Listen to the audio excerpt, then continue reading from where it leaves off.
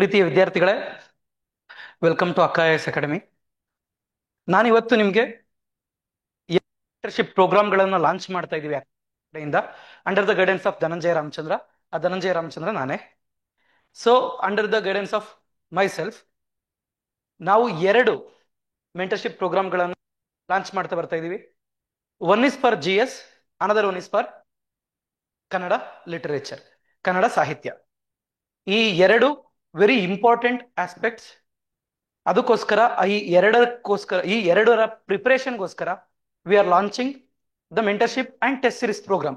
This should be test and mentorship also. Mentorship and test series. Generally ವಿದ್ಯಾರ್ಥಿಗಳೇ, ನಾ ಹೇಳೋದೇನಪ್ಪ ಅಂದ್ರೆ, ಇವತ್ತಿನ ಡೇಟ್ ಅನ್ನ ತಗೊಂಡ್ರೆ today is around September 7 or 8. September 8. So September 8ರಿಂದ December 31, September December 31. So your approach, how should be your preparation? ನಿಮ್ಮ preparation ಹೇಗಿರಬೇಕು, ನಿಮ್ಮ ಅಪ್ರೋಚ್ ಹೇಗಿರಬೇಕು? ಸೊ ಇದನ್ನ ತಿಳಿಸ್ಕೊಡ್ಲಿಕ್ಕೆ ನಾನು ಇವತ್ತು ಬಂದಿದ್ದೀನಿ. Generally I will introduce my self first. ನನ್ನ ಹೆಸರು ಧನಂಜಯ ರಾಮಚಂದ್ರ ಅಂತ. ನಾನು 2019 ಜೂನ್ 13 ನನ್ನ UPSC ಪ್ರಿಪರೇಷನ್ ಸ್ಟಾರ್ಟ್ ಮಾಡಿದ್ದು. Since then it has been 6 years. 6 ವರ್ಷಗಳಿಂದ ನಾನು UPSC ಪ್ರಿಪೇರ್ ಆಗ್ತಾ ಬರ್ತೀನಿ. So I have given 5 attempts, 5 ಅಟೆಂಪ್ಟ್ಗಳನ್ನು ಕೊಟ್ಟಿದ್ದೀನಿ. ಮೇನ್ಸ್ಗಳನ್ನು ಬರೆದಿದ್ದೀನಿ, 2 ಇಂಟರ್ವ್ಯೂಗಳನ್ನು ಕೊಟ್ಟಿದ್ದೀನಿ. And last attempt in 2024 I missed my rank by 11 marks. ಅಂಡ್ ಈ ಸರಿ ಕೂಡ 2025 ಮೇನ್ಸ್ ಅನ್ನ ಬರೆದಿದ್ದೀನಿ. ಸೊ ಇನ್ನು ಮಿಕ್ಕಿದ 3 ಸೆಪ್ಟೆಂಬರ್, ಅಕ್ಟೋಬರ್, ಈ 3 month and the final December, ಈ 4 ತಿಂಗಳುಗಳಲ್ಲಿ ನಿಮ್ಮ ಅಪ್ರೋಚ್ ಹೇಗಿರಬೇಕು? See generally you have lot of confusion. ಏನಕ್ಕಪ್ಪ ಅಂದ್ರೆ, ನಾವು ಏನ್ ಪ್ರಿಪೇರ್ ಆಗ್ಬೇಕು, ಏನ್ ಮಾಡಬೇಕು, ಯಾವ ರೀತಿ ಓದ್ಬೇಕು, ಯಾವ ಸಬ್ಜೆಕ್ಟ್ ಇಂಪಾರ್ಟೆನ್ಸ್ ಕೊಡಬೇಕು, ಈ ಟೈಮಲ್ಲಿ there will be lot of confusion. So ಅದಕ್ಕೋಸ್ಕರ ಆ ಕನ್ಫ್ಯೂಷನ್ ಅನ್ನ ತೆಗೆದಾಕ್ಲಿಕ್ಕೆ ಅಂಡ್ ನಿಮ್ಮ ಅಪ್ರೋಚ್ ಇರಬೇಕು ಅಂತ ಹೇಳಲಿಕ್ಕೆ, ನಾವು ಕೂರಿಸಿ ಓದಿಸ್ಲಿಕ್ಕೆ I will give the target to you. I will give the topics to you. ಯಾವ ಟಾಪಿಕ್ ಅನ್ನ ನೀವು ಓದಬೇಕು, ಯಾವ ಟಾರ್ಗೆಟ್ ಅನ್ನ ನೀವು ಓದಬೇಕು, ವೀಕ್ಲಿ ಟಾರ್ಗೆಟ್ ಕೊಡ್ತೀನಿ, ಡೈಲಿ ಟಾರ್ಗೆಟ್ ಕೊಡ್ತೀನಿ. ಸೊ ನೀವು ಅದನ್ನು ಮುಗಿಸಿ ಏನ್ ಮಾಡ್ತಾ ಬರಬೇಕು, ಆನ್ಸರ್ಗಳನ್ನ ಬರೆದು. ಸೊ ನಾನು ಅಲ್ಲೇ ಇವ್ಯಾಲ್ಯೂಯೇಷನ್ ಕೂಡ ಕೊಡ್ತೀನಿ. So for the next 4 months your complete responsibility will be mine. ನನ್ನ ಜವಾಬ್ದಾರಿ ಆಗಿರುತ್ತೆ ನಿಮ್ಮ 4 ತಿಂಗಳು ನಿಮ್ಮನ್ನ ಓದಿಸಂತದ್ದು. So that is this mentorship program. ಈ mentorship program generally before that you have to understand the meaning of mains, importance of mains.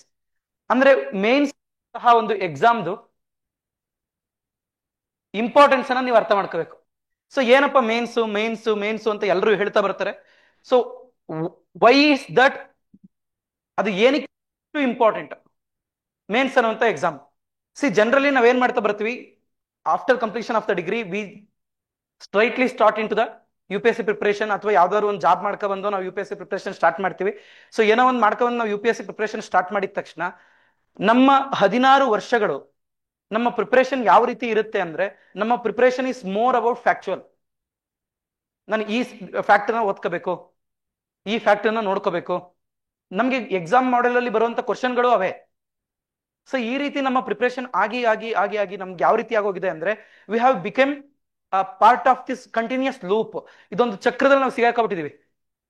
So ಇಲ್ಲಿ ಬರ್ತಾ ಇದೀವಿ ಅಂದ್ರೆ, ನಾವು ಓದ್ತಾ ಇರುವಂತಹ ವಿಷಯಗಳನ್ನ ನಾವು ಎಕ್ಸ್ಪ್ರೆಸ್ ಮಾಡಕ್ ಬರ್ತಿಲ್ಲ, ನಮ್ಮ ಅಭಿವ್ಯಕ್ತಿ ಚೆನ್ನಾಗಿ ವ್ಯಕ್ತ ಆಗ್ತಿಲ್ಲ. So this is the major problem. C in UPSC more than any subject, more than any stage of exam, the mains is very important. Mains ಅನ್ನೋದು ವೆರಿ ಇಂಪಾರ್ಟೆಂಟ್. ಏನಕ್ಕೆ ಅಂದ್ರೆ, ಸೊ ನೀವು ಗಮನಿಸ್ತಾ ಹೋದ್ರೆ ಇನ್ UPSC prelims will come for 400 marks. Prelims is just for 400 marks. It is the early stage. See, generally there is a saying, prelims is the toughest exam, but easiest to prepare. Easiest to prepare. ಏನಕ್ಕೆ easiest to prepare? See, ನಿಮ್ಗೆ ಇದು ಸಿದ್ಧವಾದಂತಹ material ಓದಬೇಕು, test ಬರೀಬೇಕು. Prelims you pass ಆಯ್ತು, ಇಲ್ಲ ಅಂದ್ರೆ ಇಲ್ಲ. It's just day of, it's just game of one day. ಒಂದ್ ನಿಮ್ಗೆ ಏನಾಗುತ್ತೆ ಗೊತ್ತಾಗೋಗುತ್ತೆ ಇಲ್ಲ ಅಂತ. But mains is a completely different game. Completely different game. Completely different game ಅಂದ್ರೆ the main is for 1750 marks. 1750 marks ಗಳಿಗೆ ನೀವು ಪ್ರಿಪೇರ್ ಆಗಬೇಕು. 1750 ಮಾರ್ಕ್ಸ್ಗೆ 1050 ಮಾರ್ಕ್ಸ್ಗೆ ನೀವು ಪ್ರಿಪೇರ್ ಆಗ್ಬೇಕಾಗಿರೋದಂಥದ್ದು ಕೇವಲ 3 ಮಂತ್ಸ್ ಅಲ್ಲಿ. 3 ಮಂತ್ಸ್ ಪ್ರಿಲಿಮ್ಸ್ ಮುಗಿದ್ಮೇಲೆ ಒಂದು 5-6 ದಿನ ಅಲ್ಲಿ ಇಲ್ಲಿ ಅಡ್ಡಾಡಕ್ತಿ ಅಂತ ಹೋದ್ರು ಉಳ್ಕೊಳ್ಳೋದು ಇನ್ನು 80ರಿಂದ 85 ದಿನ ಮಾತ್ರ. ಈ 80ರಿಂದ 85 ದಿನದಲ್ಲಿ ನೀವು ಕಂಪ್ಲೀಟ್ ಮೇನ್ಸ್ ಪ್ರಿಪೇರ್ ಆಗಬೇಕು.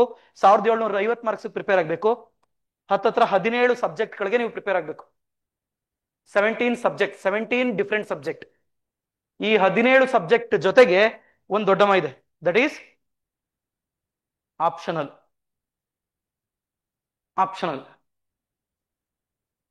ಸೊ ಅದೊಂದು 500 ಮಾರ್ಕ್ಸ್. ಸೊ ಮೇನ್ಸ್ ಅಂತ ಹೇಳ್ತವೆ.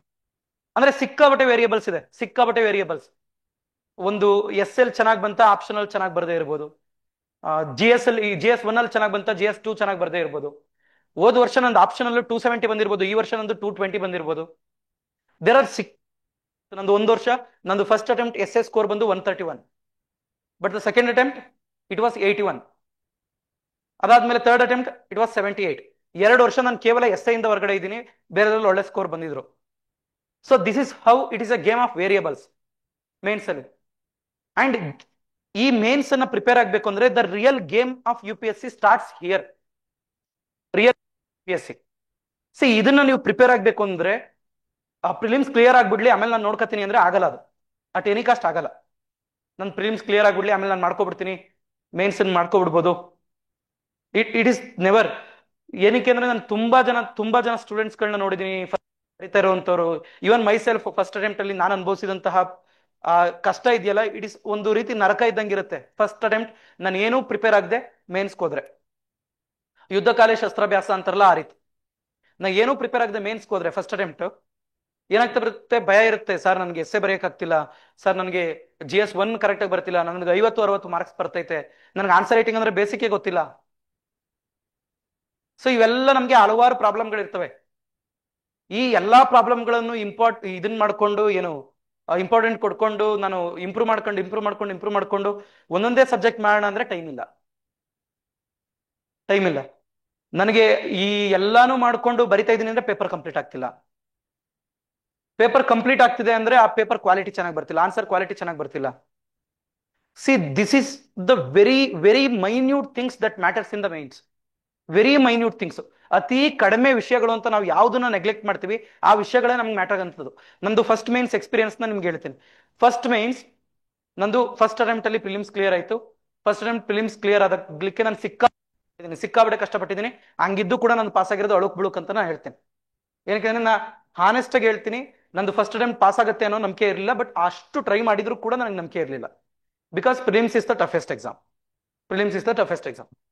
ಸೊ ನಾನು ಆ ಅಟೆಂಪ್ಟ್ 98 ಕ್ವಶನ್ಸ್ಗಳನ್ನ ಅಟೆಂಡ್ ಮಾಡಿದ್ದೆ. ನಾನು ಅಕ್ಟೋಬರ್ ಇಂದ ಹಿಡಿದು ನೆಕ್ಸ್ಟ್ ಅಕ್ಟೋಬರ್ ವರೆಗೂ, ಏನಕ್ಕೆ ಆ ಅಟೆಂಪ್ಟ್ ನಮಗೆ 2020 ಕೋವಿಡ್ ಇತ್ತು ಅಂತ ಹೇಳಿ ಅಕ್ಟೋಬರ್ ಅಲ್ಲಿ ಇತ್ತು ಪ್ರಿಲಿಮ್ಸ್. ಆಲ್ಮೋಸ್ಟ್ ಪ್ರತಿದಿನ 70, 80, 100 ಕ್ವಶನ್ಗಳನ್ನ ಪ್ರಿಲಿಮ್ಸ್ ಕ್ವಶನ್ ಸಾಲ್ವ್ ಮಾಡಿದ್ದೀನಿ ನಾನು. ಬಟ್ ದ ಬಿಗ್ಗೆಸ್ಟ್ ಮಿಸ್ಟೇಕ್ ನಾನು ಅಲ್ಲಿ ಮಾಡಿದ್ದು ಅಂದ್ರೆ ನಾನು ಒಂದು ಮೇನ್ಸ್ ಆನ್ಸರ್ ಅನ್ನ ನಾನು ಪ್ರಾಕ್ಟೀಸ್ ಮಾಡಲಿಲ್ಲ. ಒಂದೇ ಒಂದು ಮೇನ್ಸ್ ಆನ್ಸರ್ ಪ್ರಾಕ್ಟೀಸ್ ಮಾಡಿರಲಿಲ್ಲ. First time I enter in to the mains prelims clear ಮಾಡಿ. ಆಗ ನಮ್ಗೊಂದು ಪ್ರೌಡ್ ಫೀಲಿಂಗ್, ಫಸ್ಟ್ ಅಟೆಂಪ್ಟ್ ಅಲ್ಲಿ ಮಾಡ್ಬಿಟ್ಟಿದ್ದೀನಿ, ಆಗ್ಬಿಡುತ್ತೆ ಇದು ಕೂಡ ಅಂತ. ಬಟ್ ಟೆಸ್ಟ್ಗಳು ಬರಿತಾ ಇದೀನಿ. First test score 33, second test score 47, third test score 60 ಬಂದ್ಮೇಲೆ ಮತ್ತೆ ಅಲ್ಲೇ ಸ್ಟಕ್ ಆಗೋಯ್ತು, ಮತ್ತೆ ಇಂಪ್ರೂವ್ನೇ ಆಗ್ಲಿಲ್ಲ ಸ್ಕೋರು. ಇಂಪ್ರೂವ್ನೇ ಆಗದೆ ಇದ್ದಾಗ ನಾನು ಫಸ್ಟ್ ಅಟೆಂಪ್ಟ್ ಅಲ್ಲಿ ಏನ್ ಅನ್ಕೊಬಿಟ್ಟೆ, ಬಿಡಪ್ಪ ಆಯ್ತು ಏನೋ ಒಂದು, ಈ ಅಟೆಂಪ್ಟ್ ಅಲ್ಲಿ ಹೆಂಗಿದ್ರು ಪಾಸ್ ಆಗಲ್ಲ ನಮ್ದು, ಈ ಅಟೆಂಪ್ಟ್ ನಾವು ಇದನ್ನ ಅಂತ ತಗೊಳಮ್ಮ, ಎಕ್ಸ್ಪೀರಿಯನ್ಸ್ ಅಂತ ತಗೊಳಮ್ಮ, ಸುಮ್ಮನೆ ಬರೆಯುಮ, ನೋಡಮ್ಮ ಇಂಪ್ರೂವ್ ಆದ್ರೆ ಆಗ್ಲಿ, ಇಲ್ಲ ಅಂದ್ರೆ ಇಲ್ಲ ಅಂತ. ಈ ಮೈಂಡ್ ಸೆಟ್ ಅಲ್ಲಿ ನಾನು ಒಂದು 10-15 ದಿನ ಓದಕ್ಕೆ ಹೋಗ್ಲಿಲ್ಲ. ಬಟ್ ಹೆಂಗಿದ್ರು ಫೇಲ್ ಆಗ್ತೀನಲ್ಲ, ಇನ್ನೇನು ಓದೋದು, ನೆಕ್ಸ್ಟ್ ಅಟೆಂಪ್ಟ್ ಪ್ರಿಲಿಮ್ಸ್ ಕೂತ್ಕೊಂಡ್ರಾಯ್ತು, ಬ್ರೇಕ್ ಇರುತ್ತಲ್ಲ ಆಗ ಓದ್ಕೊಂಡ್ರಾಯ್ತು. ಸಿ ಈ ಮೈಂಡ್ ಸೆಟ್ ಬಂದು ನಾನು 15 ದಿನ 10 ರಿಂದ 15 ದಿನ ಕಟ್ ಆಫ್ ಆ attempt 699 for OBC. My cut off is 695. My score is 695. ಅಂದ್ರೆ ನಾನು ಮಿಸ್ ಆಗಿದ್ದು ಕೇವಲ 4 ಮಾರ್ಕ್ಸ್ ಅಲ್ಲಿ. ಮೇನ್ಸ್ ಅಲ್ಲಿ ಇರೋ 7 ಪೇಪರ್ ಅಲ್ಲಿ ಪ್ರತಿ ಪೇಪರ್ ಅಲ್ಲಿ 0.5 ಮಾರ್ಕ್ಸ್ ಬಂದಿರೋ ನಾನು ಇಂಟರ್ವ್ಯೂಗೆ ಹೋಗ್ತಿದ್ದೆ ಆ attempt. This is how I neglected in the first attempt. ಆ ನೆಗ್ಲೆಕ್ಟ್ ನನಗೆ ಏನ್ ಮಾಡ್ತು ಅಂದ್ರೆ ನನ್ನ ಜೀವನದ 6 ವರ್ಷಗಳನ್ನ ಕಾಸ್ಟ್ ಮಾಡ್ತು. 6 ವರ್ಷಗಳು.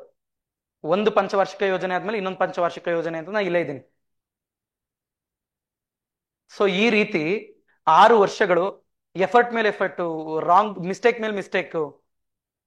And the biggest problem hurdle in my life is I never had a mentor. ನನ್ಗೆ ಯಾರು ಒಬ್ರು ಕೂಡ ಮೆಂಟರ್ ಅಂತ ಇರಲಿಲ್ಲ. ಸೊ ಮೆಂಟರ್ಶಿಪ್ ಅನ್ನೋಂಥ ಕಾನ್ಸೆಪ್ಟ್ ಈ ಕೋವಿಡ್ ಆದ್ಮೇಲೆ, ಈ ಎಡ್ಟೆಕ್ ಕಂಪನಿಗಳು ಡೆವಲಪ್ ಆದ್ಮೇಲೆ, ಆನ್ಲೈನ್ ಕಂಪನಿಗಳು ಆನ್ಲೈನ್ ಅಲ್ಲಿ ಕೋಚಿಂಗ್ ಸ್ಟಾರ್ಟ್ ಆದ್ಮೇಲೆ ಸಿಕ್ಕಾಪಟ್ಟೆ ರ್ಯಾಂಪಂಟ್ ಆಗಿ ಬೆಳೀತು. ಬಟ್ ನಮ್ಗೆ ಏನಾಗ್ತಾ ಬಂತು, ಮೆಂಟರ್ ಅನ್ನುವಂತ ಒಂದು ಕಾನ್ಸೆಪ್ಟ್ ಸ್ಟಾರ್ಟಿಂಗ್ ಅಲ್ಲಿ ಇರಲಿಲ್ಲ. ಸೊ ಇದ್ರೂ ಕೂಡ ಆನ್ಸರ್ ನ ಸಬ್ಮಿಟ್ ಮಾಡಿದ್ರೆ ಇವ್ಯಾಲ್ಯೂಯೇಷನ್ ಮಾಡ್ತಾ ಇರಲಿಲ್ಲ. ಸೊ ಈ ರೀತಿ ಹಲವಾರು ಪ್ರಾಬ್ಲಮ್ಗಳನ್ನ ಫೇಸ್ ಮಾಡಿ ಒಂದು ಮಿಸ್ಟೇಕ್ ಅನ್ನ ಕಲ್ತ್ಕೊಂಡು ವಿ ಆರ್ ಹಿಯರ್. ಸೊ ಒಂದಾದ್ಮೇಲೆ ಒಂದು ಮಿಸ್ಟೇಕ್. ಸೊ ಆ ಮಿಸ್ಟೇಕ್ ಗಳನ್ನ ಕಲೀಲಿಕ್ಕೆ ನನಗೆ 6 ವರ್ಷ ಹಿಡಿತು. So it has been 6 years of my life. But ಹೊಸದಾಗಿ ಬರುವಂತ ಯಾವುದೇ ಹುಡುಗ ಆಗ್ಲಿ ಅಥವಾ ಯಾವುದೇ ಹುಡುಗಿ ಆಗ್ಲಿ, ಸೊ ಸ್ಟಾರ್ಟಿಂಗ್ ನಾನು 6 ವರ್ಷ ಇಲ್ಲಿ ಇರ್ತೀನಿ ಅಂತ ಕನ್ಸನ್ನ ಇಟ್ಕೊಂಡು ಯಾರು ಬರಕ್ ಸಾಧ್ಯ ಇಲ್ಲ. ನಂದು ಫಸ್ಟ್ ಅಟೆಂಪ್ಟ್ ಅಲ್ಲಿ ನಾನು ಕ್ಲಿಯರ್ ಆಗಿ ಬಂದಿದ್ದೆ. ಬಟ್ ನಾವು ಮಾಡ್ಬೇಕಾದ್ರೆ ಕರೆಕ್ಟ್ ಗೈಡೆನ್ಸ್ ಅನ್ನು ತಗೊಳ್ಳಲ್ಲ, ಕರೆಕ್ಟ್ ಗೈಡೆನ್ಸ್ ಸಿಗಲ್ಲ. ಸೊ ಆ ಎಲ್ಲಾ ಕಾರಣಕ್ಕೋಸ್ಕರ the first important thing giving priority to mains. ಅದಕ್ಕೋಸ್ಕರ ಈ ಮೆಂಟರ್ಶಿಪ್. ಅಂದ್ರೆ we have to prioritize mains. ನೀವು prelims generally if you see the Delhi students ನಾನು ನೋಡಿದ್ದೀನಿ, ನಾ ಇಂಟರಾಕ್ಟ್ ಮಾಡಿದ್ದೀನಿ. ಹಲವಾರು ಜನ ನನ್ನ ಸ್ಟೂಡೆಂಟ್ಸ್ ಇದ್ದಾರೆ ಡೆಲ್ಲಿಯಲ್ಲಿ, ಅಂಡ್ ನನ್ನ ಕ್ಲೋಸ್ ಫ್ರೆಂಡ್ಸ್ ಕೂಡ ಇದ್ದಾರೆ ಡೆಲ್ಲಿಯಲ್ಲಿ. ಸೊ ಇವ್ರದೆಲ್ಲ ನಾನು ಇದನ್ನ ಪ್ರಿಪರೇಷನ್ ಸ್ಟೈಲ್ ಅನ್ನ ನೀವು ನೋಡ್ತಾ, ನಾ ಅಬ್ಸರ್ವ್ ಮಾಡಿರೋ ಥಿಂಗ್ ಏನಪ್ಪಾ ಅಂದ್ರೆ they are already prepared for the mains. ಅವ್ರು ಆಲ್ರೆಡಿ ಮೇನ್ಸ್ ಪ್ರಿಪೇರ್ ಆಗಿದ್ದಾರೆ, ಆನ್ಸರ್ ಬರ್ದಿದ್ದಾರೆ, ನೋಟ್ಸ್ ರೆಡಿ ಮಾಡಿ ಇಟ್ಕೊಂಡಿದ್ದಾರೆ. ಅವ್ರಿಗೆ ಒಂದೇ ಒಂದು ಹರ್ಡಲ್ಲೂ ಪ್ರಿಲಿಮ್ಸ್ ಕ್ಲಿಯರ್ ಆಗ್ತಾ ಇಲ್ಲ. ಅಟ್ ಎನಿ ಕಾಸ್ಟ್ ಅವ್ರೇನಾದ್ರು ಫಿಲಿಮ್ಸ್ ಕ್ಲಿಯರ್ ಮಾಡ್ಕೋಬಿಟ್ರು ಅಂದ್ರೆ ಸೊ ಅವ್ರನ್ನ ಇಂಟರ್ವ್ಯೂ ಸ್ಟೇಜ್ ಗಂಟೆ ಯಾರು ಸ್ಟಾಪ್ ಮಾಡೋರಿಲ್ಲ. They will definitely going to clear mains exam. So ಈ ಲೆವೆಲ್ ಹುಡುಗರು ಅವ್ರು ಡೆಲ್ಲಿಯಲ್ಲಿ ನೀವು ಗಮನಿಸ್ತಾ ಹೋದ್ರೆ. ಸೊ ಇಂಥವ್ರ ಜೊತೆ ನಾವು ಬೆಂಗಳೂರು ಹುಡುಗರನ್ನ ನೀವು ಕಂಪೇರ್ ಮಾಡ್ತಾ ಹೋದ್ರೆ, Bengaluru is not getting good ರ್ಯಾಂಕ್ಗಳು ಬರ್ತಿಲ್ಲ. ಕರ್ನಾಟಕದಂತಹ ಒಂದು ಎಜುಕೇಟೆಡ್ ಕಂಟ್ರಿ, ಒಂದು ಲಿಟರೇಟ್ ಕಂಟ್ರಿ, ಒಂದು ಸಿಗ್ನಿಫಿಕೆಂಟ್ಲಿ ಡೆವಲಪ್ಡ್ ಸ್ಟೇಟ್, ಕಂಟ್ರಿ ಅಲ್ಲ state, I am really sorry, significantly developed state. So significantly developed ಆಗಿರುವಂತಹ ಒಂದು ಸ್ಟೇಟ್ ಅಲ್ಲಿ ಜಸ್ಟ್ ವಿ ಆರ್ ಗೆಟಿಂಗ್ ಅಥವಾ ಒಂದು 20 ರಿಂದ 25 ರ್ಯಾಂಕ್ ಅಂದ್ರೆ it's a shame on Karnataka ಅಂತ. ಸೊ ನಾವು ತಲೆ ತಗ್ಸಂತ ಕೆಲಸ ಏನಕ್ಕೆ ಅಂದ್ರೆ ನಮ್ಗೆ ಇಲ್ಲಿ ಕರೆಕ್ಟ್ ಗೈಡೆನ್ಸ್ಗಳು ಸಿಗ್ತಾ ಇಲ್ಲ, ಕರೆಕ್ಟ್ ಪ್ರಾಕ್ಟೀಸ್ಗಳು ಆಗ್ತಾ ಇಲ್ಲ. ಸೊ ಇತ್ತೀಚೆವರೆಗೂ ಈ ಲಾಸ್ಟ್ 2 ಅಟೆಂಪ್ಟ್ಗಳವರೆಗೂ ನನಗೂ ಗೊತ್ತಿರಲಿಲ್ಲ ಈ ರೀತಿ ಪ್ರಿಪರೇಷನ್ ಸ್ಟೈಲು ಡೆಲ್ಲಿಯಲ್ಲಿ ನಡೆಯುತ್ತೆ ಅಂತ ಈ ಲೆವೆಲ್ಗೆ. ಏನಕ್ಕೆ ಅಂದ್ರೆ ಈ ಅಟೆಂಪ್ಟ್ ಅಲ್ಲಿ ನಾನು 60,000 ಟೆಸ್ಟ್ ಸೀರೀಸ್ಗೆ ಖರ್ಚು ಮಾಡಿದ್ದೀನಿ. 60,000 ರೂಪಾಯಿನ ನಾನು ಬರೀ ಟೆಸ್ಟ್ ಸೀರೀಸ್ಗೋಸ್ಕರ ಖರ್ಚು ಮಾಡಿದ್ದೀನಿ. ಅಂಡ್ ಆ ಟೆಸ್ಟ್ ಸೀರೀಸ್ ಎಷ್ಟು ಇಂಪಾರ್ಟೆಂಟ್, ಅದನ್ನ ಯಾವ ರೀತಿ ಪ್ರಾಕ್ಟೀಸ್ ಮಾಡಬೇಕು, ಎಷ್ಟು ಆನ್ಸರ್ ಅನ್ನ ಪ್ರಾಕ್ಟೀಸ್ ಮಾಡಬೇಕು, ಯಾವ ರೀತಿ ಇಂಪ್ರೂವ್ ಆಗ್ತಾ ಹೋಗ್ಬೇಕು. ಆ minute things, minute things very important ಆಗುತ್ತೆ. ಅದನ್ನೆಲ್ಲ ಕಲೀಲಿಕ್ಕೆ ನಾನು 4ನೇ ಅಟೆಂಪ್ಟ್ ಮೇನ್ಸ್ ಅಲ್ಲಿ 60,000 ಖರ್ಚು ಮಾಡಿದ್ದೀನಿ ಕಲಿಯಕ್ಕೆ. ಅಷ್ಟನ್ನ ನೀವು ಪ್ರಿಲಿಮ್ಸ್ ಕ್ಲಿಯರ್ ಆದ್ಮೇಲೆ ಅಷ್ಟು ಖರ್ಚು ಮಾಡೋಷ್ಟು ಕೆಪಾಸಿಟಿ ಅವ್ರಿಗೆ ಇರಲ್ಲ. ಮತ್ತೆ ಹಲವಾರು ಜನ ಪೂರ್ ಬ್ಯಾಕ್ ಗ್ರೌಂಡ್ ಇಂದ ಬಂದಿರ್ತೀರಿ. ಸೊ ಅದಕ್ಕೋಸ್ಕರ ಅಟ್ ಅಫೋರ್ಡಬಲ್ ಪ್ರೈಸ್ ಅಲ್ಲಿ ನಾನೊಂದು ಮೆಂಟರ್ಶಿಪ್ ಪ್ರೋಗ್ರಾಮ್ ಅನ್ನ ಕೊಡಬೇಕು ಅಂತ ಹೇಳಿ ನಾನು ಆಲ್ರೆಡಿ 2-3 ಬ್ಯಾಚ್ ಅನ್ನ ಮಾಡಿದ್ದೀನಿ. ತುಂಬಾ ಜನ ಹುಡುಗರು ಇದ್ದಾರೆ. ಸೊ ಇದೇನೋ ನೀವು ಬೇಕಿದ್ರೆ ಅವರ ರಿವ್ಯೂ ಅನ್ನ ಕೇಳ್ಬೋದು. ಹಲವಾರು ಜನ ಹುಡುಗರು ಆ ಅಫೋರ್ಡಬಲ್ ಪ್ರೈಸ್ ಅಲ್ಲಿ ನಿಮ್ಗೆ ಒಂದು ಮೆಂಟರ್ಶಿಪ್ ನ ನಾನು ಏನೇನ್ ಕಲ್ತಿದ್ದೀನಿ, everything will be discussed with you. ನಾನು ಏನೇನ್ ಕಲ್ತೀನಿ ಅದನ್ನೆಲ್ಲ ನಿಮ್ ಜೊತೆ ಡಿಸ್ಕಸ್ ಮಾಡ್ತೀನಿ, ಅದನ್ನೆಲ್ಲ ನಿಮ್ ಜೊತೆ ಹೇಳ್ಕೊಡ್ತೀನಿ. ನಾನು ಯಾವ ರೀತಿ ಪ್ರಿಪೇರ್ ಆಗಿದ್ದೀನಿ ಆ ರೀತಿ ನಿಮ್ಗೂ ಪ್ರಿಪರೇಷನ್ ಮಾಡಿಸ್ತೀನಿ. ಸೊ ಅದಕ್ಕೋಸ್ಕರ ದ ಇಂಪಾರ್ಟೆನ್ಸ್ ಆಫ್ ಮೇನ್ಸ್ ಅನ್ನ ಹೈಲೈಟ್ ಮಾಡ್ಲಿಕ್ಕೋಸ್ಕರ we are launching this program Ekalavya ಅಂತ. It's a mains test series and guidance GS mains preparation pro. So next very important thing ಏನಪ್ಪಾ ಅಂದ್ರೆ when it comes to sorry,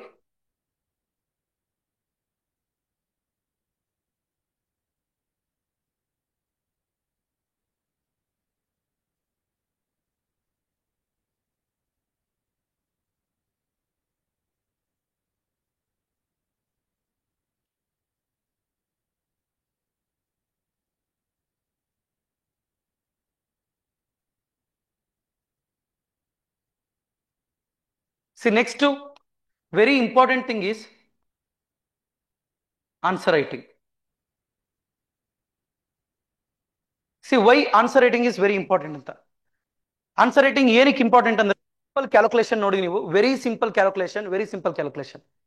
every year ಹತ್ತತ್ರ 10 ಲಕ್ಷ ಜನ ಪ್ರಿಲಿಮ್ಸ್ಗೆ apply ಮಾಡ್ತಾರೆ. ಅದರಲ್ಲಿ 5 ಲಕ್ಷ ಜನ ಪ್ರಿಲಿಮ್ಸ್ ಅನ್ನ ಬರೀತಾರೆ. ಅದರಲ್ಲಿ ಒಂದು 14,000 ಜನ ಮೇನ್ಸ್ ಅನ್ನ ಬರೀತಾರೆ. ಅಂದ್ರೆ ಹತ್ತತ್ರ 4,86,000 ಜನ ಏನ್ ಮಾಡ್ತಾ ಬರ್ತಾರೆ, ಫಸ್ಟ್ ಸ್ಟೇಜ್ ಆಫ್ ಎಕ್ಸಾಮ್ ಅಲ್ಲಿ ಎಲಿಮಿನೇಟ್ ಆಗ್ತಾರೆ. 14,000 ಜನ ಮೇನ್ಸ್ ಅನ್ನ ಬರೀತಾರೆ. ಈ 14,000 ಜನದಲ್ಲಿ 3,000 ಜನ ಇಂಟರ್ವ್ಯೂಗ್ ಸೆಲೆಕ್ಟ್ ಆಗ್ತಾರೆ. ಈ 3,000 ಜನದಲ್ಲಿ ಕೇವಲ 1,000 ಜನರನ್ನ ರ್ಯಾಂಕ್ ಅನೌನ್ಸ್ ಮಾಡ್ತಾರೆ. ಹೌದಾ? 1,000 ಜನದಲ್ಲೂ ಕೂಡ ಡಿಸೈರ್ಡ್ ರ್ಯಾಂಕ್, ನನ್ಗೆ ಯಾವ ರ್ಯಾಂಕ್ ಬೇಕು ಅಂತ ಅನ್ಕೊಂಡಿದೆ ಆ ರ್ಯಾಂಕ್ ಬಂತು ಅಂದವರು ಒಂದು 200 ಜನ ಇರ್ತಾರೆ.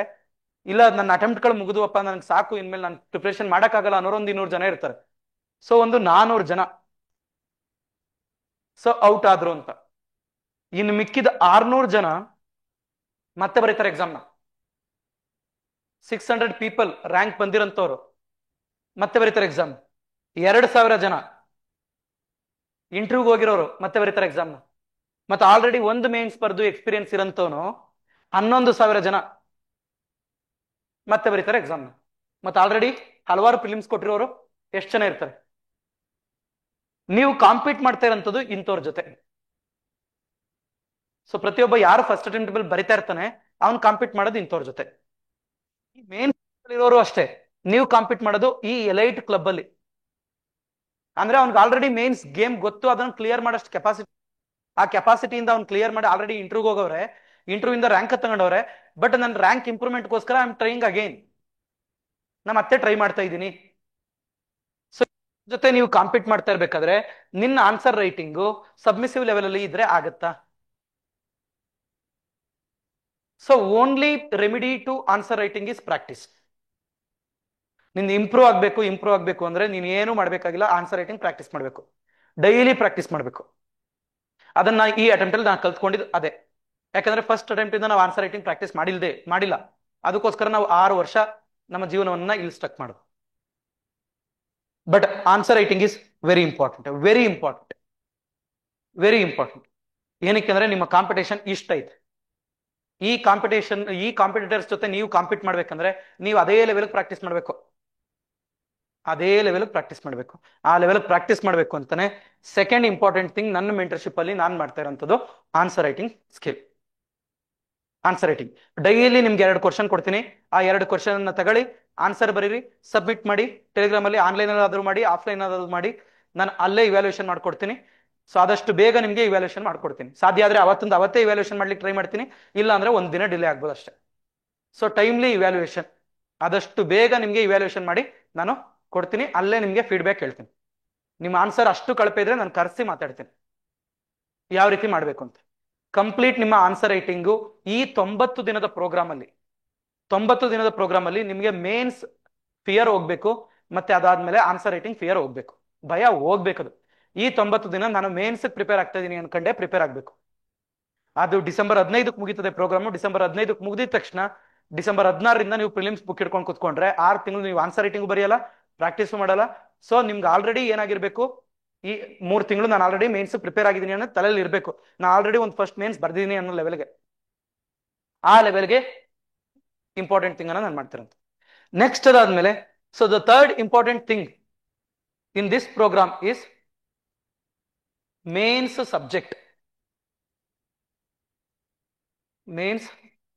ಸಬ್ಜೆಕ್ಟ್ಸ್. ಸಿ ಜನರಲಿ ಮೇನ್ಸ್ ಸಬ್ಜೆಕ್ಟ್ಗಳನ್ನ ನೀವು ನೋಡ್ತಾ ಬಂದ the very important subject is ethics. This are non overlapping subject. ಅಂದ್ರೆ ಪ್ರಿಲಿಮ್ಸ್ ಅಲ್ಲಿ ಬರಲ್ಲ ಇವ್ ಯಾವ ಸಬ್ಜೆಕ್ಟ್ಗಳು. ಪ್ರಿಲಿಮ್ಸ್ ಅಲ್ಲಿ ಬರಲ್ಲ ಅಂದ್ರೆ ನಮಗೆ ಮೊದಲೇ ತಾತ್ಸರ ಇರುತ್ತೆ ಏನಪ್ಪಾ ಅಂದ್ರೆ ಪ್ರಿಲಿಮ್ಸ್ ಎಲ್ಲ ಬರಲ್ಲ ಬಿಡು, ಪ್ರಿಲಿಮ್ಸ್ ಕ್ಲಿಯರ್ ಆಗಲಿ ಆಮೇಲೆ ಓದ್ಕೊಂಡ್ರಾಯ್ತು ಅಂತ. ಹಲವಾರು ಕೋಚಿಂಗ್ ಇನ್ಸ್ಟಿಟ್ಯೂಟ್ಗಳು ಹಂಗೆ ಮಾಡುತ್ತೆ, ನೀವು ಪ್ರಿಲಿಮ್ಸ್ ಕ್ಲಿಯರ್ ಮಾಡಿದ್ಮೇಲೆ ನಾನು ಈ ಸಬ್ಜೆಕ್ಟ್ಗಳು ಟೀಚ್ ಮಾಡ್ತೀನಿ ಅಂತ. So it is completely wrong strategy, completely wrong strategy.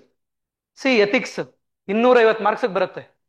Next ಅದಾದ್ಮೇಲೆ ಪೋಸ್ಟ್ ಇಂಡಿಪೆಂಡೆನ್ಸ್, ವರ್ಲ್ಡ್ ಹಿಸ್ಟ್ರಿ, ಈ ಒಂದು ಹತ್ತತ್ರ ಬಂದ್ರೆ ಒಂದು 25 ಅಥವಾ 30 ಮಾರ್ಕ್ಸ್ ಬರ್ಬೋದು. ನೆಕ್ಸ್ಟ್ ಅದಾದ್ಮೇಲೆ ಸೊಸೈಟಿ, ಇಂಡಿಯನ್ ಸೊಸೈಟಿ ಅರೌಂಡ್ 50ರಿಂದ 80 ಮಾರ್ಕ್ಸ್ ಗಂಟ ಕ್ವಶನ್ ಬರುತ್ತೆ. ಸೋಷಿಯಲ್ ಜಸ್ಟಿಸ್ ಅದು ಕೂಡ ಹತ್ತತ್ರ 30 to 40 ಮಾರ್ಕ್ಸ್ ಕ್ವಶನ್ ಬರುತ್ತೆ. ಗವರ್ನೆನ್ಸ್ ಅರೌಂಡ್ 50 ಮಾರ್ಕ್ಸ್ ಕ್ವಶನ್ ಬರುತ್ತೆ. Internal security around 50 marks question ಬರುತ್ತೆ. ಡಿಸಾಸ್ಟರ್ ಮ್ಯಾನೇಜ್ಮೆಂಟ್ 25ರಿಂದ 30 ಮಾರ್ಕ್ಸ್ ಕ್ವಶನ್ ಬರುತ್ತೆ. ಸಿ 1 2 3 4 5 6 7 8 ಸಬ್ಜೆಕ್ಟ್ಗಳು. ಈ 8 ಸಬ್ಜೆಕ್ಟ್ಗಳು ಮೇನ್ಸ್ ನಿಮ್ಗೆ ಕರೆಕ್ಟ್ ಆಗಿ ಪಾಠನೇ ಆಗಿರಲ್ಲ. ಸೊ 3 ದಿನ ಕ್ಲಾಸ್ ಮಾಡಂತದ್ದು, ಇಲ್ಲ 4 ದಿನ ಕ್ಲಾಸ್ ಮಾಡಂತದ್ದು, ಒಂದು ವಾರ ಕ್ಲಾಸ್ ಮಾಡಂತದ್ದು. ಸೊ ಈ ರೀತಿ ಮಾಡಿ ಏನಾಗಿರುತ್ತೆ ನಿಮ್ಗೆ ಇದ್ರಲ್ಲಿ ಈ ಸಬ್ಜೆಕ್ಟ್ ಗಳೆಲ್ಲ ಇಂಪಾರ್ಟೆಂಟ್ ಅಲ್ವೇನೋ, 2 ದಿನದಲ್ಲಿ ಓದ್ಕೊಬಿಡ್ಬೋದೇನೋ ಅನ್ನೋದು ಬಂದ್ಬಿಟ್ಟಿರುತ್ತೆ. ಸಿ ಇವನ್ನೆಲ್ಲ ಮಾಡ್ತೀವಿ, ಎಥಿಕ್ಸ್ ಅಲ್ಲೂ ಯೂಸ್ ಮಾಡ್ತೀವಿ. ಈ ಸಬ್ಜೆಕ್ಟ್ ಅನ್ನ ಕಂಪ್ಲೀಟ್ಲಿ ನೆಗ್ಲೆಕ್ಟ್ ಮಾಡಿರೋದ್ರಿಂದ ನಾನು ಈ 3 ತಿಂಗಳಲ್ಲಿ ನನ್ನ ಫೋಕಸ್ ಈ ಮೇನ್ಸ್ ಸಬ್ಜೆಕ್ಟ್ಗಳು, ಈ ಮೇನ್ಸ್ ಸಬ್ಜೆಕ್ಟ್ಗಳನ್ನ ನಾವು ಕಂಪ್ಲೀಟ್ ಆಗಿ ಮುಗಿಸ್ತೀವಿ. ಅದಾದ್ಮೇಲೆ ಕೆಲವೊಂದು ಇಂಪಾರ್ಟೆಂಟ್ ಸಬ್ಜೆಕ್ಟ್ ಇರುತ್ತಲ್ಲ, GS two polity, economy, IR, ಅದಾದ್ಮೇಲೆ governance, science and technology, environment, agriculture, ಈ ಸಬ್ಜೆಕ್ಟ್ಗಳನ್ನ ನೆಗ್ಲೆಕ್ಟ್ ಆಗಿ ಹೋಗ್ತವೆ ಅಂತ. ಇವನ್ನೆಲ್ಲ ನಾವು ಪ್ರಿಲಿಮ್ಸ್ ಅಲ್ಲಿ ಓದ್ತೀವಿ. ಪ್ರಿಲಿಮ್ಸ್ ಅಲ್ಲಿ ಪ್ರತಿ ಫಸ್ಟ್ 2 months ನೀವು ಆ ಪ್ರಿಲಿಮ್ಸ್ ಸಬ್ಜೆಕ್ಟ್ಗಳನ್ನೇ ಓದ್ತೀರಿ. ಸೊ ಆ ನಾಲೆಡ್ಜ್ ಸಾಕು, ಎನಫ್. ಬಟ್ ಈ ಸಬ್ಜೆಕ್ಟ್ಗಳಿಗೆ ನೀವು ಫೋಕಸೇ ಮಾಡಿಲ್ಲ. ಸೊ ಅದಕ್ಕೋಸ್ಕರ ನಾನು ಸೋರ್ಸ್ ಕೊಡ್ತೀನಿ ಅಂತ ನಾ ಹೇಳಲ್ಲ, ನಾನೇ ಪ್ರಿಪೇರ್ ಮಾಡ್ತೀನಿ, ಎಲ್ಲಿಂದನೋ ತಗೊಬಂದು ಅದನ್ನ ನಾನು ಕಾಪಿ ಪೇಸ್ಟ್ ಮಾಡ್ಬಿಟ್ಟು ಇದು ನನ್ನ ಸೋರ್ಸ್ ಅಂತ ನಾನು ಹೇಳ್ಕೊಳ್ಳಲ್ಲ. ನಾನು ಯಾವ ಸೋರ್ಸ್ ಅನ್ನ ನಾನು ಪ್ರಿಪೇರ್ ಆಗಿದ್ದೆ, ಯಾವ ಇನ್ಸ್ಟಿಟ್ಯೂಟ್ ಇಂದ ಪ್ರಿಪೇರ್ ಆಗಿದೆ, ಆ ಇನ್ಸ್ಟಿಟ್ಯೂಟ್ನೇ ಹೇಳ್ತೀನಿ, ಆ ಪ್ರಿಪರೇಷನ್ ಆ ಸೋರ್ಸ್ ಅನ್ನೇ ಕಳಿಸ್ತೀನಿ, ಆ ಸೋರ್ಸ್ ಅನ್ನೇ ಓದ್ಕೊಳ್ಳಿ. ಡೈಲಿ ನಿಮ್ಗೆ ಟಾಪಿಕ್ ಕೊಡ್ತೀನಿ, ಆ ಡೈಲಿ ಟಾಪಿಕ್ ತಗೊಳ್ಳಿ, ಆ ಡೈಲಿ ಟಾಪಿಕ್ ತಗೊಂಬಂದು ಆನ್ಸರ್ ಬರೀರಿ, ಆನ್ಸರ್ ಬರೆದ್ಬಿಟ್ಟು ಹೇಳಿ, ನಾನು ಸ್ವಲ್ಪ ಅದಕ್ಕೆ ಡಿಸ್ಕಷನ್ ನ ಆಡಿಯೋ ಮೂಲಕನೋ ವಿಡಿಯೋ ಮೂಲಕನೋ ಕಳಿಸಿ ನಿಮ್ಗೆ ಏನ್ ಮಾಡ್ತಾ ಬರ್ತೀನಿ, ಇನ್ನು ಯಾವ ರೀತಿ ಇಂಪ್ರೂವ್ ಆಗ್ಬೇಕು ಅಂತ ಹೇಳ್ತೀನಿ. ಒಂದು ಕಂಪ್ಲೀಟ್ ಪ್ರೋಗ್ರಾಮ್ ಆಗ್ಬೇಕು. ಸೊ ಎಂಟೈರ್ ನನ್ನ mentorship programme, Ekalavya mentorship programme ಅಲ್ಲಿ ನಾನು ಫೋಕಸ್ ಮಾಡ್ತಾ ಇರೋಂಥದ್ದು 3 things. 1 is mains, completely mains. ನಾವು ಆಪ್ಷನಲ್ ಕನ್ನಡನ ಸೇರ್ಕೊಂಡ್ರೆ ಮಾರ್ಗದರ್ಶಿ ಅಂತ ಇನ್ನೊಂದು ಪ್ರೋಗ್ರಾಮ್ ಸ್ಟಾರ್ಟ್ ಮಾಡ್ತಾ ಇದೀನಿ. ಆ ಪ್ರೋಗ್ರಾಮ್ ಅನ್ನ ಕನ್ಸಿಡರ್ ಮಾಡಿದ್ರೆ 500 ಮಾರ್ಕ್ಸ್ ಆಪ್ಷನಲ್ ಮುಗೀತು. Ethics 250 marks. 8 ಎಸ್ಸೆಗಳನ್ನ ಬರೆಸ್ತೀನಿ. ಎಸ್ಸೆ ಸ್ಕೋರು ನಾನು ಆಲ್ರೆಡಿ ಹೇಳಿದೆ, ನಂದು 2 ವರ್ಷದಿಂದ ಕಡಿಮೆ ಬಂದಿದೆ. ಸೊ ನಾನೇ ಇವ್ಯಾಲ್ಯೂಯೇಟ್ ಮಾಡಿ ನಾನೇ ನಿಮ್ಗೆ ಗೈಡೆನ್ಸ್ ಕೊಟ್ರೆ ಅದು ತಪ್ಪಾಗುತ್ತೆ. It's not a good thing. ನಂದು 81 78 ಮಾರ್ಕ್ಸ್ ತಗೊಂಡು ನಾನು ಇನ್ನೊಬ್ಬರ ಹತ್ರ ಗೈಡೆನ್ಸ್ ತಗೋಬೇಕೆ ಹೊರತು ನಾನು ನಿಮ್ಗೆ ಗೈಡೆನ್ಸ್ ಕೊಡೋಕ್ಕಾಗಲ್ಲ ಎಸ್ಸೆ ಅಲ್ಲಿ. ಸೊ ದಟ್ಸ್ ವೈ ಎಸ್ಸೆಗೆ ನನ್ನ ಫ್ರೆಂಡ್ಸ್ ಇದ್ದಾರೆ, ಹಿ ಗಾಟ್ 128 131 ಸ್ಕೋರ್ಗಳನ್ನೆಲ್ಲ ತಗೊಂಡಿದ್ದಾರೆ. ಅವ್ರ ಕೈಲಿ ನಾನು ಇವ್ಯಾಲ್ಯೂಷನ್ ಮಾಡಿಸ್ಕೊಡ್ತೀನಿ, ಅವ್ರ ಕೈಲೇ ಕ್ಲಾಸ್ ಮಾಡಿಸ್ಕೊಡ್ತೀನಿ. ಸೊ ನಾನು ಇನ್ನೂ ಅವ್ರನ್ನ ರಿಕ್ವೆಸ್ಟ್ ಮಾಡಿಲ್ಲ, ಅದಕ್ಕೋಸ್ಕರ ಅವ್ರ ಹೆಸರನ್ನ ಮೆನ್ಷನ್ ಮಾಡ್ತಾ ಇಲ್ಲ. He already cleared the exam. So ಅವ್ರನ್ನ ಕೇಳಿ ನಾನು ಅವ್ರ ಕೈಲೇ ಇವ್ಯಾಲ್ಯೂಯೇಷನ್ ಮತ್ತೆ ಅವರಿಂದನೇ ನಿಮ್ಗೆ ಕ್ಲಾಸ್ ಅನ್ನು ಕೂಡ ಮಾಡಿಸ್ಕೊಡ್ತೀನಿ ಎಸ್ಸೆಗೆ general. So 250 marks essay, total 500 ಆಯ್ತು. ಇದೊಂದು 250 ಮಾರ್ಕ್ಸ್ ಅಂತ ಕನ್ಸಿಡರ್ ಮಾಡ್ಕೊಂಡ್ರೆ ಹತ್ತತ್ರ ನಿಮ್ಗೆ 1250 ಮಾರ್ಕ್ಸ್ಗೆ ಕಂಪ್ಲೀಟ್ ಪ್ರಿಪರೇಷನ್ ಅನ್ನ ನಾವು ಈ ಪ್ರೋಗ್ರಾಮ್ ಅಲ್ಲಿ ಮಾಡ್ತೀವಿ. ಕಂಪ್ಲೀಟ್ ಪ್ರಿಪರೇಷನ್ ಅನ್ನ ಈ ಪ್ರೋಗ್ರಾಮ್ ಅಲ್ಲಿ ಮಾಡ್ತಾ ಬರ್ತೀವಿ. So then let's understand, so what are the features of this program.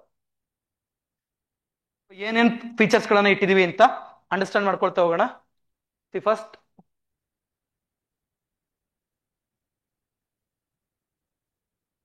So daily answer writing. ಪ್ರತಿದಿನ ನಿಮ್ಗೆ ಏನಿರುತ್ತೆ, 2 ಕ್ವಶನ್ ಅನ್ನ ಅಪ್ಲೋಡ್ ಮಾಡ್ತೀವಿ. 9 ರಿಂದ 10 ಗಂಟೆ, ಬೆಳಗ್ಗೆ ಎಕ್ಸಾಕ್ಟ್ಲಿ 10 ಗಂಟೆಗೆ ಅಪ್ಲೋಡ್ ಮಾಡಿಸ್ತೀವಿ.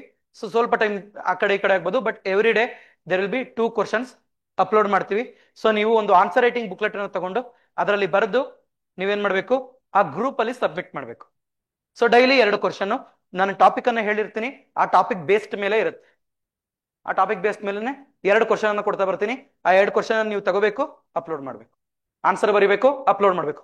ಟೈಮ್ ಬಿಡಿ, ಈವನ್ ಇದ್ರ ಬಗ್ಗೆ ಯೋಚನೆ ಮಾಡಬೇಡಿ, ಯಾವ್ದ್ರ ಬಗ್ಗೆ ನಾನು ಚೆನ್ನಾಗಿ ಬರಿತಾ ಇಲ್ಲ, ನನ್ಗೆ ಹೆಂಗ್ ಬರೆಯೋದು, ಅದು ಯಾವ್ದ್ರ ಬಗ್ಗೆ ಯೋಚನೆ ಮಾಡಬೇಡಿ.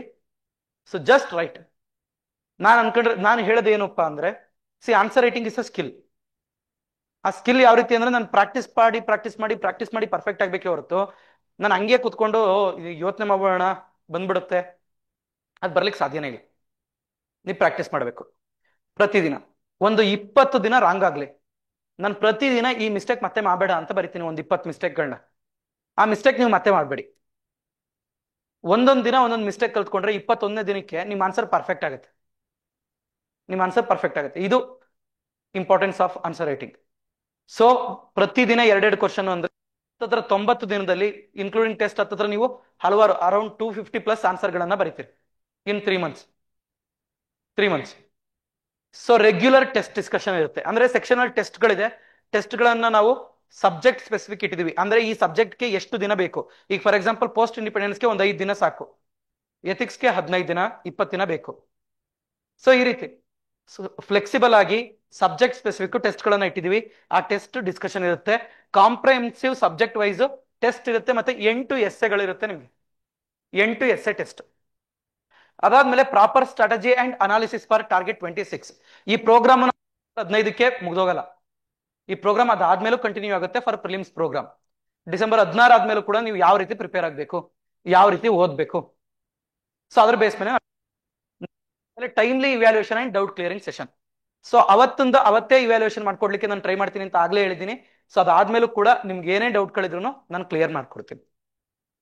ಸೊ ಮ್ಯಾಕ್ಸ್ ಟು ಮ್ಯಾಕ್ಸ್ ಒಂದ್ ದಿನ ಹೆಚ್ಚು ಕಮ್ಮಿ ನಾನು ತಗೋಬೋದು, ಬಿಟ್ರೆ ಅದಕ್ಕಿಂತ ಜಾಸ್ತಿ ಟೈಮ್ ತಗೊಳ್ಳಲ್ಲ. ನಾನು ಅವತ್ತೇ ಇವ್ಯಾಲ್ಯೂಯೇಷನ್ ಮಾಡ್ಕೊಡ್ತೀನಿ, ಇಲ್ಲಾಂದ್ರೆ ಒಂದಿನ. Next 1-to-1 mentorship, weekly mentorship meeting ಇರುತ್ತೆ. ಸೊ ಎಲ್ರಿಗೂ ಸೇರಿ ವೀಕ್ಲಿ ಮೆಂಟರ್ಶಿಪ್ ಮೀಟಿಂಗ್ ಇರುತ್ತೆ, ಅಂಡ್ 1-to-1 ಮೆಂಟರ್ಶಿಪ್ ಕೂಡ ಇರುತ್ತೆ.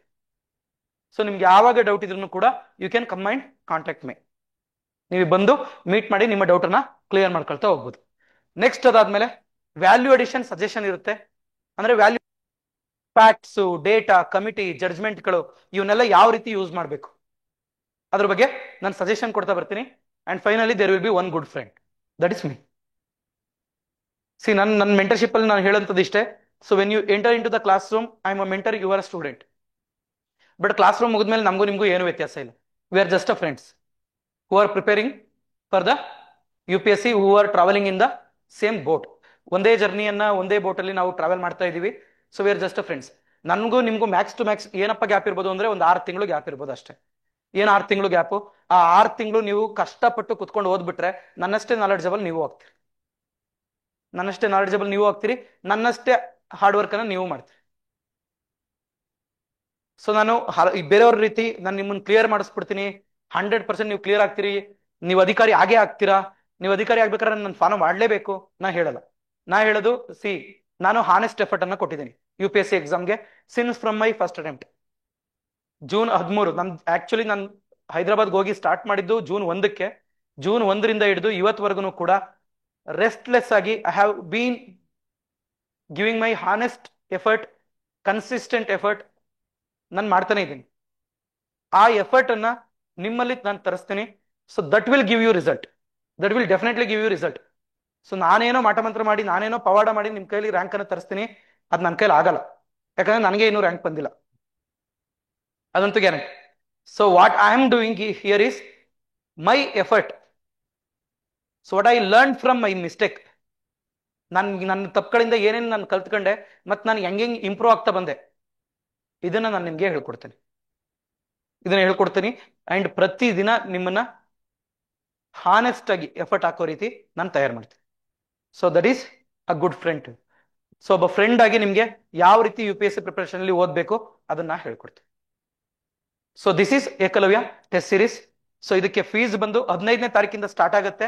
15ನೇ ತಾರೀಕು ನಿಮ್ಗೆ ಓರಿಯಂಟೇಶನ್ ಇರುತ್ತೆ, ಆನ್ಲೈನು ಇರುತ್ತೆ, ಆಫ್ಲೈನು ಇರುತ್ತೆ. ಸೊ ಯಾವ ರೀತಿ ಆನ್ಸರ್ ರೈಟಿಂಗ್ ಸ್ಕಿಲ್ ಅನ್ನ ಸ್ಟಾರ್ಟ್ ಮಾಡಬೇಕು, ಪ್ರೋಗ್ರಾಮ್ ಬಗ್ಗೆ ಕಂಪ್ಲೀಟ್ ಡೀಟೇಲ್ಸ್ ಅನ್ನು ನಾನು ಇನ್ನೂ ಕೊಡ್ತೀನಿ. ಫೀಸ್ ಬಂದು 8500 ಇದೆ. ಸೊ ಕನ್ನಡಕ್ಕೂ ಕೂಡ 8500 ಇದೆ. ಎರಡು ಸೇರಿ 17,000 ಟೋಟಲ್ ಫೀಸ್ ಆಗುತ್ತೆ. ಸೊ ನೀವು ಎರಡಕ್ಕೂ ಜಾಯ್ನ್ ಆದ್ರೆ you can get a discount of 2000 rupees. 15,000ಗೆ ನಿಮ್ಗೆ ಏನಿರುತ್ತೆ ಕೋರ್ಸ್ ಅವೈಲಬಲ್ ಇರುತ್ತೆ. ಸೊ ಓಕೆನಾ? So will discuss. So 8500 is the fees. So detailed mentorship schedule ಅಂತ ನಾನು ಹಾಕಿದ್ದೀನಿ. ಸರ್ ಇಷ್ಟೇ ದಿನದಲ್ಲಿ ನಾವು ಪ್ರಿಪೇರ್ ಆಗ್ಬಿಡುತ್ತಾ, ಇಲ್ಲ ನಾವು ಇದನ್ನ ಕ್ಲಾಸೇ ಕೇಳಿಲ್ಲ, ಸೊ ನಾವೇನ್ ಮಾಡೋಂಥದ್ದು? ಈಗ ಫಾರ್ ಎಕ್ಸಾಂಪಲ್ ಎಥಿಕ್ಸ್ಗೆ ನೀವು 15 ದಿನ ಟೈಮ್ ಕೊಟ್ಟಿದ್ದೀರಿ, ನಾನು ಎಥಿಕ್ಸ್ ಇದುವರೆಗೂ ಒಂದ್ಸರಿನೂ ನಾನು ಕ್ಲಾಸ್ ಕೇಳಿಲ್ಲ, ನಾನು ಯಾವ ರೀತಿ ಪ್ರಿಪೇರ್ ಆಗೋದು? ಅದಕ್ಕೆಲ್ಲ ನಾನು ನಿಮ್ಗೆ ಪರ್ಸನ್ ಸ್ಪೆಸಿಫಿಕ್ ಆಗಿ ಸಜೆಷನ್ ಅನ್ನ ಕೊಡ್ತೀನಿ. ಅದಾದ್ಮೇಲೆ ಎಥಿಕ್ಸ್ 15 ದಿನ ಇಟ್ಟಿದ್ವಿ. ಎವ್ರಿ ಡೇ ಈ ತರ ನಾವು ಏನ್ ಮಾಡಿದೀವಿ? So we have given the targets. ಪ್ರತಿದಿನ ಯಾವ ರೀತಿ ನೀವು ಇದ್ ಮಾಡ್ತಾ ಬರ್ಬೇಕು, ಓದ್ತಾ ಬರಬೇಕು, ಯಾವ ಟಾಪಿಕ್ ಅನ್ನ ಓದ್ಬೇಕು ಅಂತ. ಆ ಟಾಪಿಕ್ ಮೇಲೆ ನಿಮ್ಗೆ ಏನಿರುತ್ತೆ? ಕ್ವಶನ್ಗಳಿರುತ್ತೆ.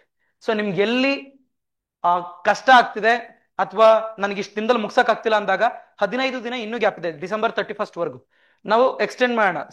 ಪರ್ಸನ್ ಸ್ಪೆಸಿಫಿಕ್ ಆಗಿ ಎಕ್ಸ್ಟೆಂಡ್ ಮಾಡೋಣ. ನೀವು ಯಾವಾಗ ಆನ್ಸರ್ ಬರೆದು ಕೊಟ್ರು ನಾನು ಇವ್ಯಾಲ್ಯೂಷನ್ ಮಾಡ್ತೀನಿ. ಸೊ ನೆಕ್ಸ್ಟ್ ಅದಾದ್ಮೇಲೆ post independence, next world history, governance, ಅದಾದ್ಮೇಲೆ ಒಂದು ದಿನ ಹಾಲಿಡೇ ಅನ್ನ ಕೊಟ್ಟಿರ್ತೀನಿ ನನ್ನ ಟೆಸ್ಟ್ಗೆ.